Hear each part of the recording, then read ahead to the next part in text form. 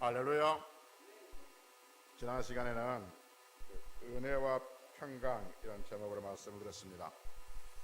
먼저 평강을 봤는데 평강의 말의 뜻이 결합하다라는 원을 갖고 있다고 했습니다. 그래서 예수님과 결합된 인생이 진짜 평강으로 살아가는 인생이 된다고 말씀드렸고, 은혜란 말도 생각해 봤는데 자격 없는 자에게 값없이 주시는 것이 하나님의 은혜이고, 그 은혜에서 발생된 말이 감사와 기쁨이다 라고 말씀드렸습니다. 그래서 성도들이 항상 기뻐하고 범사에 감사할 수 있는 것은 은혜 받을 때만이 가능하다라는 말씀을 드렸습니다.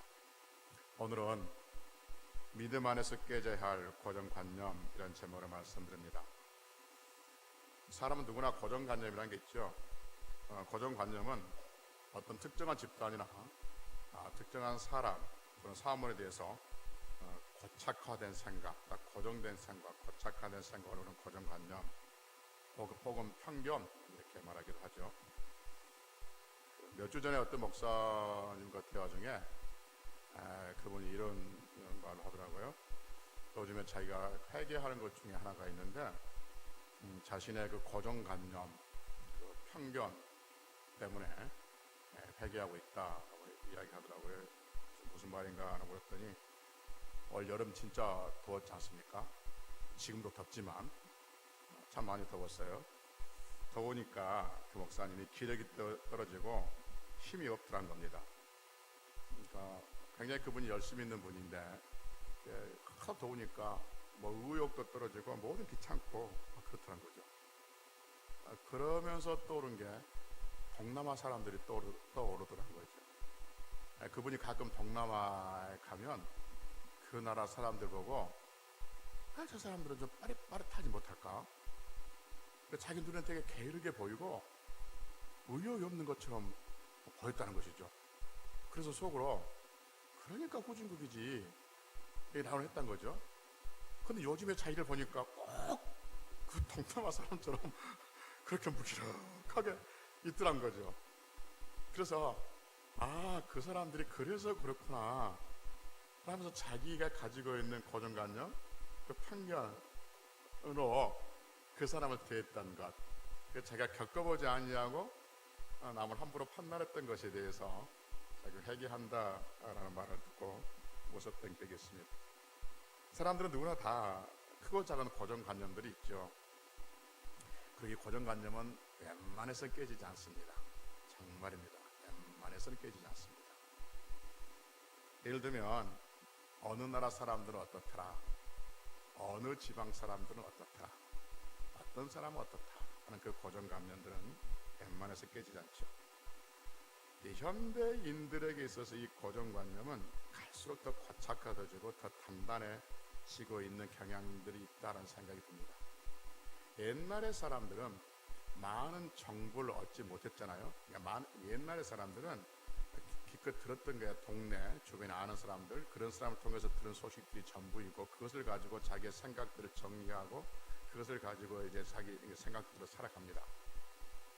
그런데 요즘은 여러분 정보량이 많아요, 적어요? 옛날에 비하면 엄청 많죠.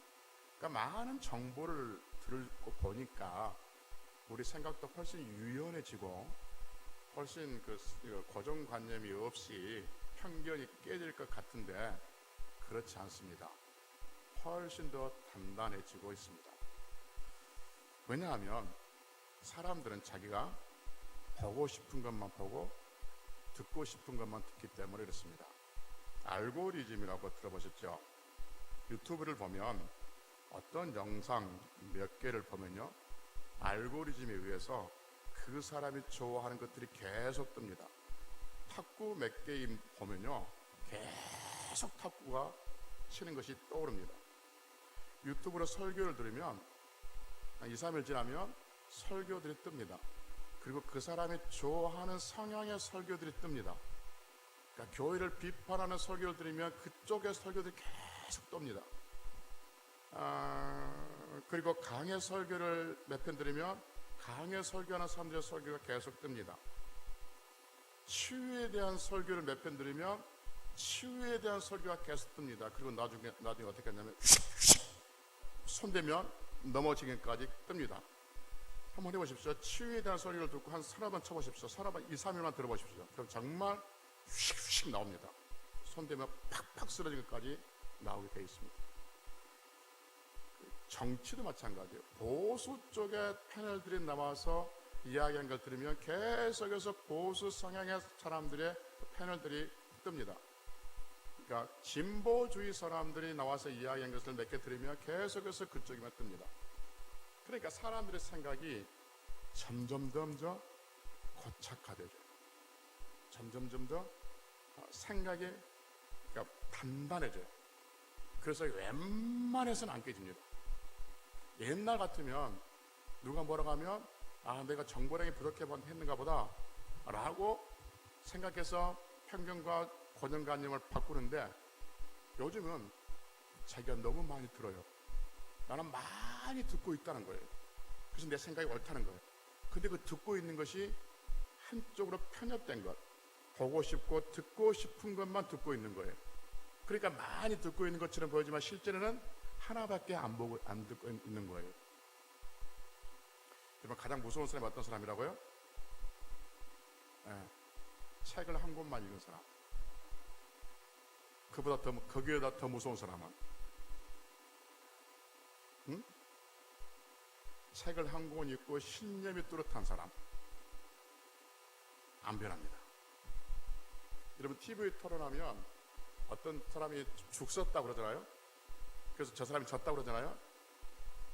나중에 여론조사에 보면 변함없습니다. 안 변합니다. 사람의 생각이 이렇게 변하기 힘들어요. 그 비슷한 이야기를 성경이 우리에게 들려주고 있어요. 사도 바울의 이야기인데 베드로와 있었던 이야기를 우리에게 들려주고 있습니다. 사도 바울이 베드로와 어디서 만나냐면 안디옥에서 있었던 이야기를 들려주는데, 안디옥이 어디에 있어요? 예루살렘을 중심으로 해서 오른쪽에 있어요, 왼쪽에 있어요, 밑에 있어요, 위에 있어요? 안디옥이 어디에 있어요?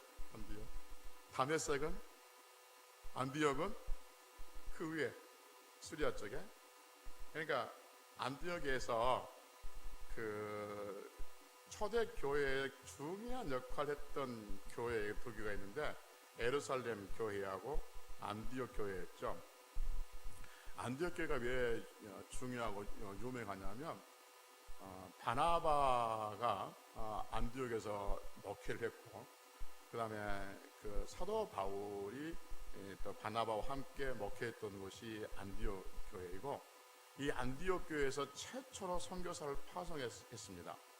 그리고 말씀드렸던 것처럼 안디옥에서 그리스도인이라는 말이 최초로 생겨나게 됐던 거죠. 그래서 안디옥 교회는 이방 선교를 위한, 이방 선교에 대한 어떤 모태 교회, 이방 선교의 전초적인 그런 기질을 담당했던 교회가 이 안디옥 교회였는데, 이 안디옥 교회에 그죠?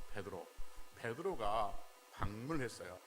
그러니까 베드로가 예루살렘에서 사도 베드로가 안디옥에 방문했단 말이에요. 안디옥은 여러분 그러면 유대에 있는 거예요? 이방 땅이에요?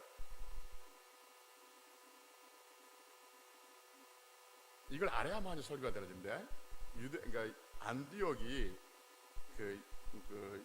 예루살렘, 그러니까 유대 아래에 있는 땅이에요? 아니면 이방 사람들 땅이에요? 그렇죠. 수리아 쪽이니까 이방 사람들 땅이에요. 이방 사람들 땅이에요. 오늘 저녁 공부 다시 해요. 그래서 베드로가 예루살렘에서, 유대에서 이방 땅 안디옥 교회에 방문해요. 방문하니까 바나바하고 같이 있었던 사울하고 이제 식사를 해요. 밥을 먹는단 말이에요. 그러니까 밥을 먹으니까 이 세 사람만 식사하는 것이 아니라 주변에 있는 안디옥의 지역의 사람들, 즉 안디옥 지역의 사람들은 유대인들이요, 이방인들이에요? 이방인들. 그 이방인들과 같이 식사를 하고 있단 말이에요. 식사를 하고 있는데 누가 들어오냐면 예루살렘에서, 그러니까 유대교회 예루살렘에서 야고보, 예수님의 동생 야고보가 보낸 사람들이 그 식사 자리에 툭 들어옵니다.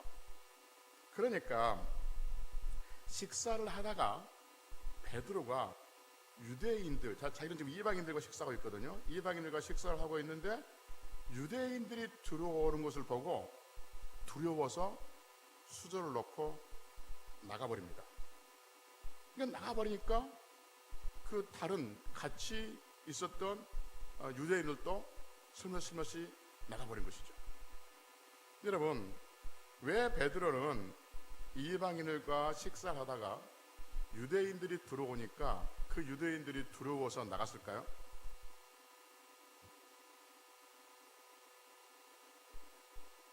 유대인들하고 당시 유대인들은 이방인과 밥을 같이 먹을 수 있어요, 없어요? 같이 먹을 수 없어요. 여러분, 저는 지금 말씀드렸지만 같이 밥을 먹는다는 것은 동급의 의미라고 했어요. 그래서 유대인들과 이방인들이 밥을 먹는다는 것은 당시의 유대인들은 이방인을 미개인 취급했던 거죠. 하나님도 알지 못하는 미개인들을 생각했던 거죠. 그런데 유대인들이 이방인과 같이 밥을 먹는다는 것은 유대인들도 미개인이다, 같은 동급이 되는 거죠. 반대로 유대인과 이방인이 같이 밥을 먹는다는 것은 이방인들도 유대인과 같이 고귀한 사람이라고 인정해 주는 것이죠.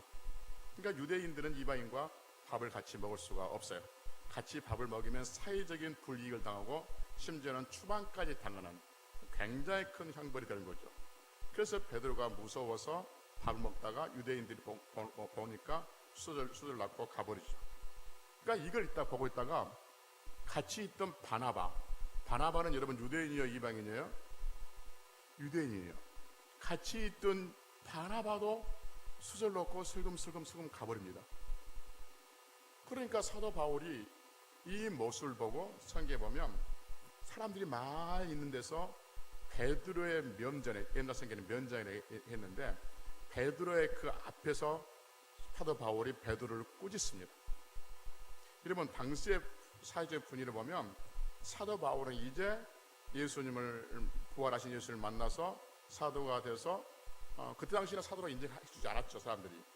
이제 복음을 전한, 가르치는 그런 사람이고, 사도 베드로는 예수님과 함께 공생을 같이 버텨냈던 제자 중에 제자였었어요.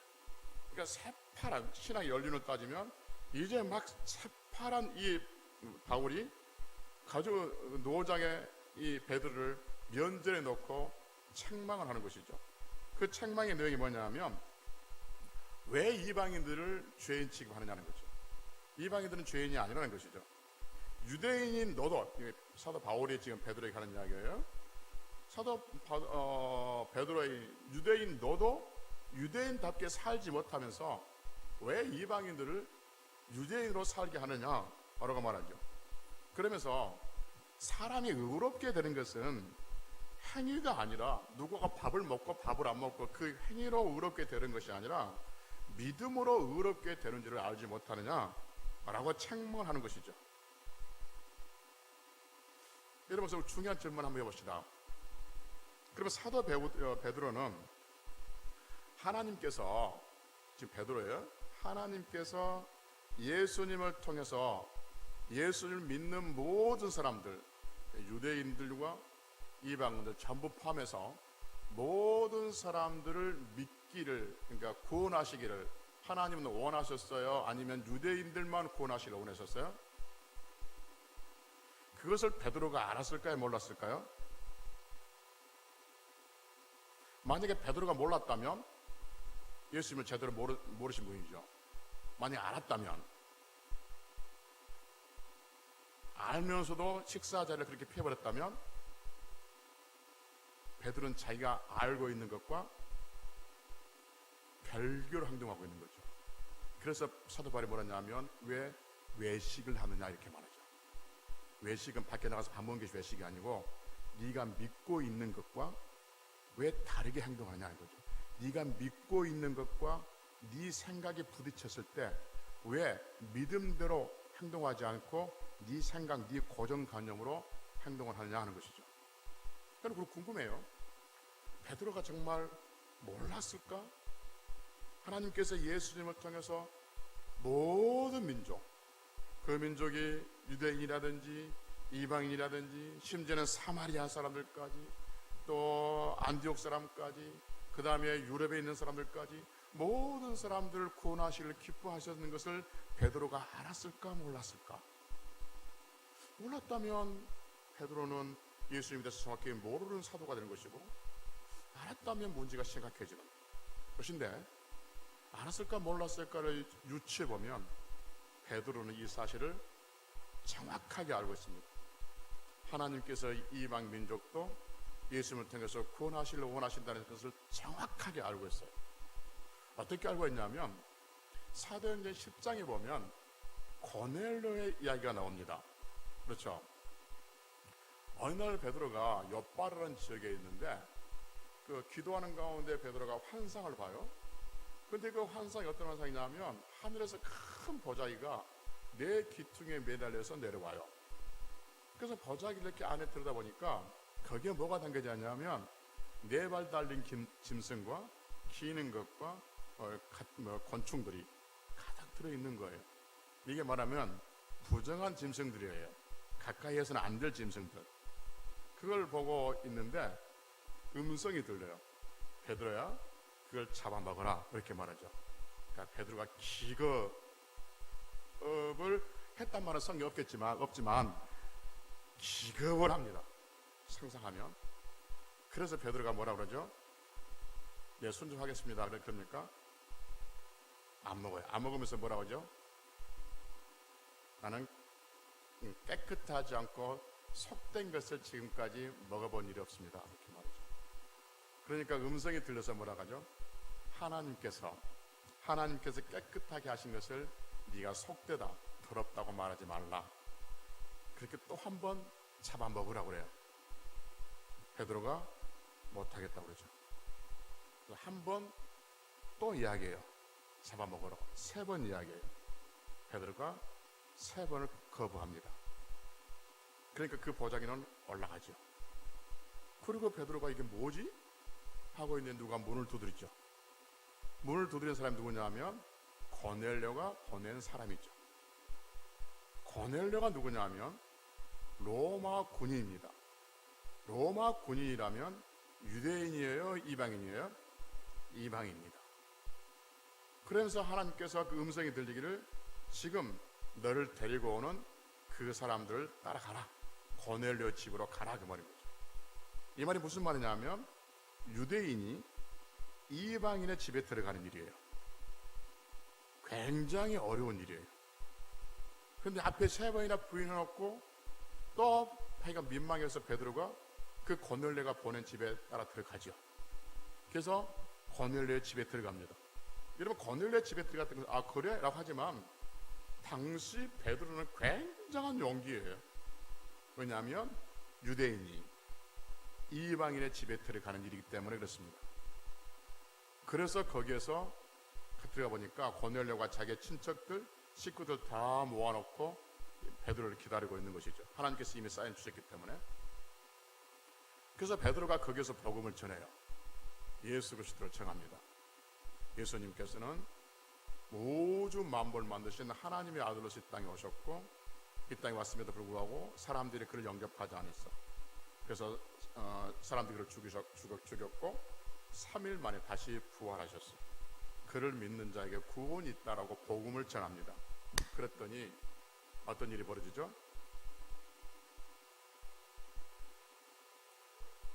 모두 믿었어요. 하늘에서 성령이 내려오십니다. 이 성령님은 자기가 그 오순절 때 받았던 그 성령님이 그때 오세요.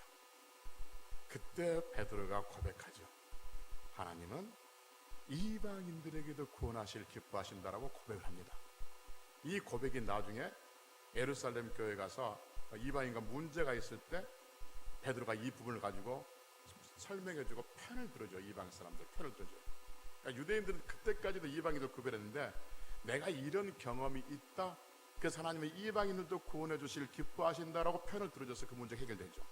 베드로가 이것을 완전히 하나님께서 이방인들도 구원하실 기뻐하신다는 것을 친히 참았어요. 근데 시기적으로 보면 베드로가 이 체험을 할 때가 언제냐면 예수님이 부활하시고 난 다음에 스데반 집사님의 이거 핍박, 그러니까 강력한 핍박이 있었고, 그 스데반 집사님의 죽음 이후에 있었던 일이기 때문에 초창기에 있었던 일이에요. 초창기. 근데 안디옥 가서 사람들 같이 식사하다가 두려워서 도망간 것은 훗날의 이야기예요. 그러니까 베드로는 정확하게 하나님께서 예수님을 통해서 이방인들을 구원하시를 기뻐하신다는 것을 알고 있었어요. 그리고 믿음으로 구원된다는 것을 베드로도 정확히 알고 있었어요. 그런데 식사 자리에 유대인들이 오니까 딱 이 순간에 믿음이 발동된 것이 아니라 믿음에 의한 행동이 발동되는 것이 아니라 고정관념, 지금까지 생각하고 들어왔던 배웠던 그 고정관념, 편견의 생각이 그를 움직이게 만든 것이죠. 그래서 사도 바울이 가차없이 그 앞에 면전에 내놓고 베드로를 책망하고 있는 것을 보게 되어집니다. 그래서 외치겠다는 말을 하고 있는 것이죠. 여러분, 우리가 이 성경에 보면 고정관념과 편견에 사로잡혔던 또 한 사람 우리 나올 수 있죠.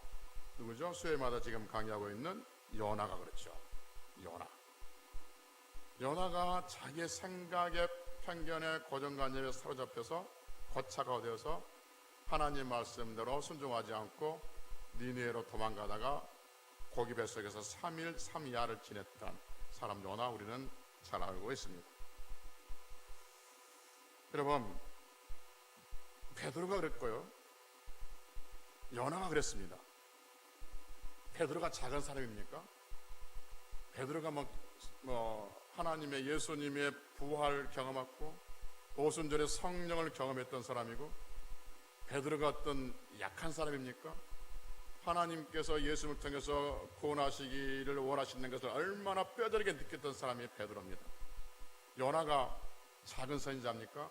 큰 선지자입니다.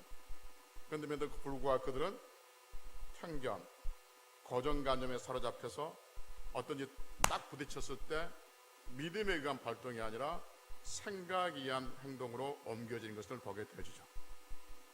그러면 여러분과 저는요,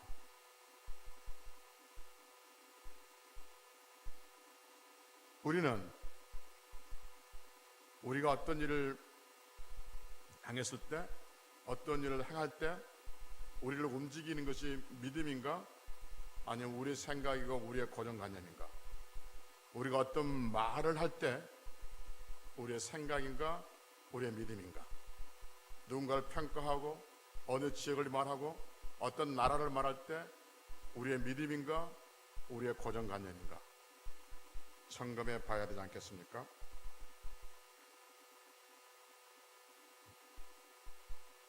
저도 몇 번 말씀드렸지만 우리 성도들 요즘에 그런 말이 이제 별로 안 쓰는 것 같은데, 아이들의 영혼이 어른들의 영혼보다 더 순수하다. 그 말이 맞는 말이에요? 다시 이제 갓난 아이들, 이제 아주 어린 아이들, 그들의 영혼은 지금 우리 영혼, 어른들의 영혼보다 더 순수하다. 맞아요? 틀려요?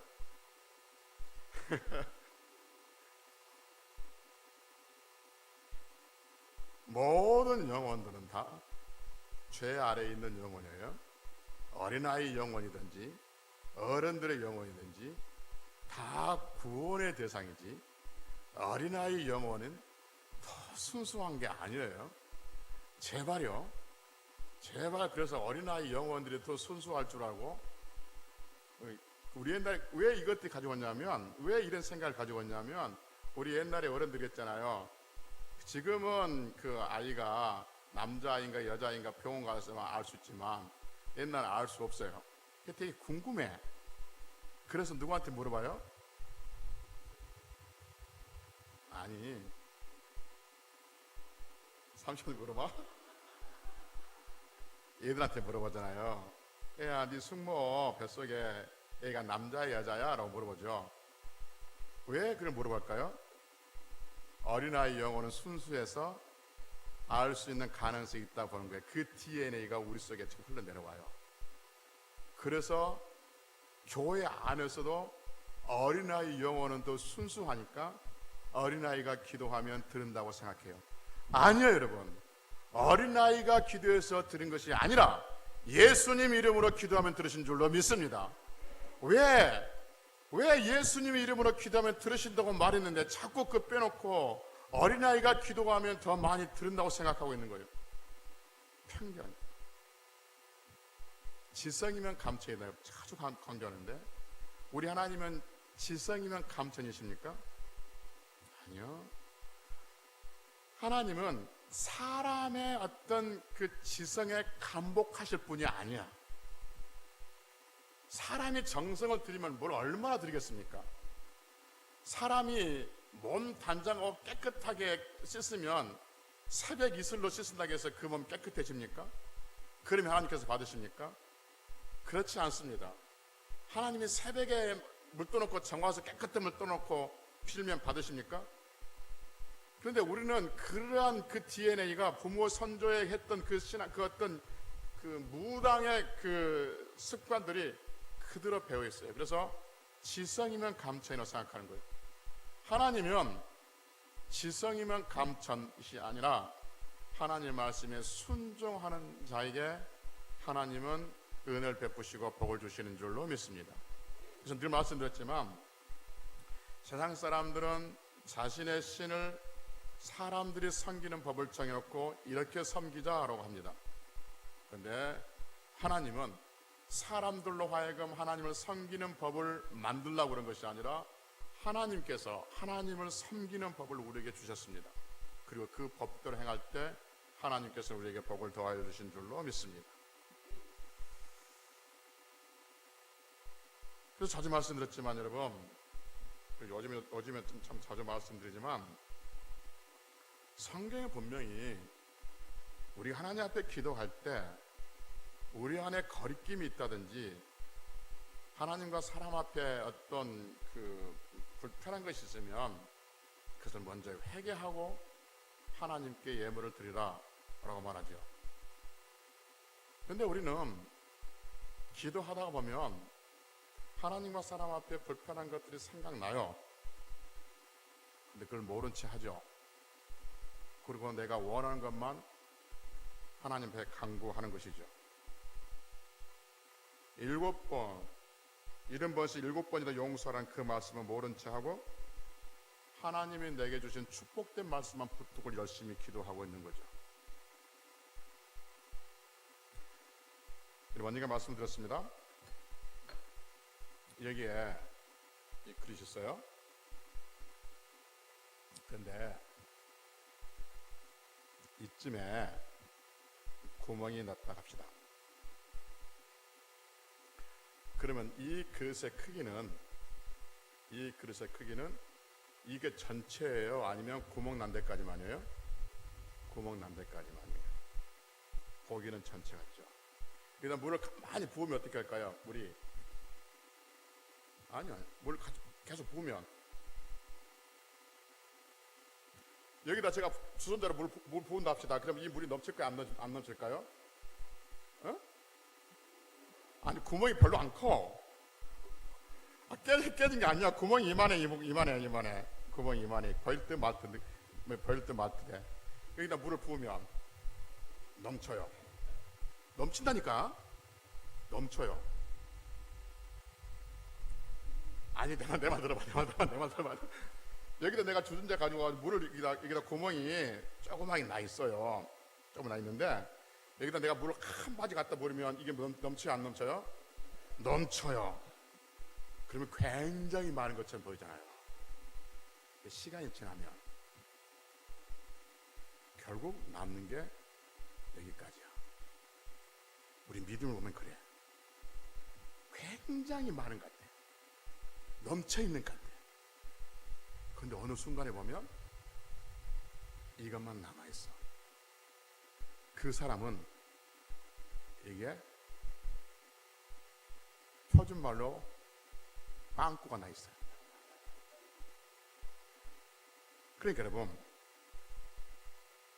내 믿음은 이것이야 라고 드러내는데 와, 믿음 크다 라고 봤는데 오랜 시간을 겪고 보니까 이만한 그릇이 아니라, 여기에 물이 차 있는 것이 아니라 여기에 구멍이 나 있더라, 빵꾸가 나 있더라.